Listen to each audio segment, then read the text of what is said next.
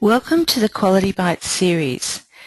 It is recommended that you watch the Quality Byte webinars in sequence if you are new to learning about the ADAC quality requirements and the supports available. This webinar is on Stage 3, addressing the gaps identified from undertaking a self-assessment or gap assessment against the New South Wales Disability Services Standards. In this webinar, we will consider what types of gaps may be identified during a gap or a self-assessment against the standards, to discuss how to address the gaps that have been identified, and to identify what resources are available to assist you to address the gaps that you've identified. The Disability Services Standards spell out what organisations must do to meet minimum service requirements. During Stage 2, your organisation will have checked that to ensure that minimum practice requirements in the New South Wales Disability Services Standards were in place by reviewing your organisational policies, procedures, systems and practice. This process may have identified practice areas which meet the standards requirements and those which may not. At Stage 3, your organisation is addressing those gaps that have been detailed in an action plan or a report developed during the work undertaken in Stage 2. The report or action plan from your self or gap assessment may list a range of items that require attention. These might include a policy or policies that are not in place or don't adequately meet the Disability Services Standards requirements, or a procedure which is not in place or doesn't adequately meet the Disability Service Standards requirements, a lack of skill or knowledge in an area that may require some development, poor or limited systems that support the implementation of the standards, or perhaps lack of evaluation, review or monitoring occurring, such as not having a robust continuous improvement system.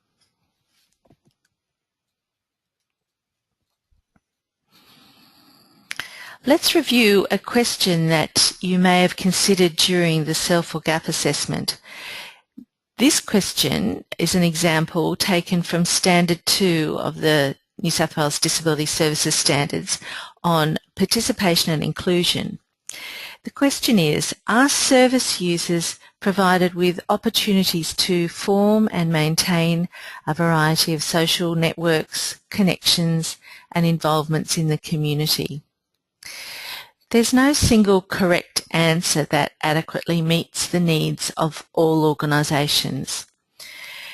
Your organisational response to this question will depend on a variety of factors, such as the services that your organisation provides, the people you support, what might have an effective result in meeting the requirements in your circumstances, the operating environment of your organisation, and the community that supports and is supported by your organisation. Responses to gaps should be tailored to your organisational needs after considering these and other factors. In the previous slide, we considered the question, are service users provided with opportunities to form and maintain a variety of social networks, connections and involvements in the community? Organisations might respond to this question in a variety of ways depending on the specific requirements of the gap identified in their report, such as a policy or document response, or a skills and knowledge gap, and the needs of the organisation as discussed in the previous slide. Some responses to this question might be to develop and implement a new policy such as a community involvement policy and associated procedures, to review policies and embedding the requirement in an existing policy such as the individual planning policy, creating systems that support the implementation and monitor performance against the requirement, building skills and knowledge by embedding the requirement in practice through conducting training or holding meetings and workshops with workers. Other organisations may develop document responses to the requirement by keeping records on site or creating specialised forms. It's important when addressing the gaps identified not to get mired in detail and to ensure that the practice elements remain in the forefront of your activities.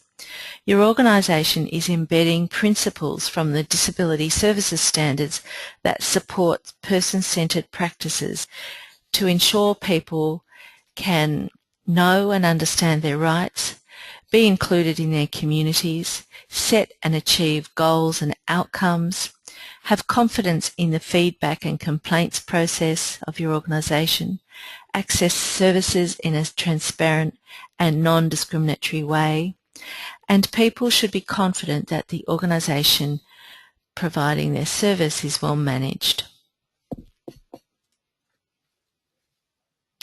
When addressing the gaps from your action plan or report, keep these simple tips in mind. Be positive, use your passion and imagination to respond to the requirements in an innovative and different way. Consider this as an opportunity to differentiate your organisational response from the norm. Keep it simple, don't overthink your responses. A policy response is not needed or even appropriate in all situations. Do not respond to the requirements only by writing policies. Keep records. Keep a record of the gaps you have identified and how you have addressed them. This is the formation of an organisational continuous improvement plan. Work with others in the sector to respond to the gaps you have identified. Different organisations and individuals will have different views on how the requirements can be addressed and may have developed resources they are prepared to share with others. NDS has developed a resource guide to support organisations looking for responses to gaps detailed in a report or action plan. Organisations that use the Disability online quality pathway portal to conduct their self-assessment will have access to the range of resources contained within that portal. At the end of stage 3, your organisation is ready to undertake third-party verification against the New South Wales Disability Services Standards.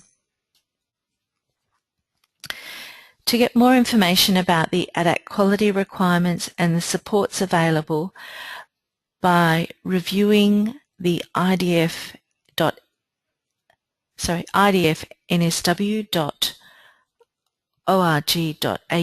website or the ADAC quality web pages dedicated to quality, or email qualitynsw@nds.org.au with any questions.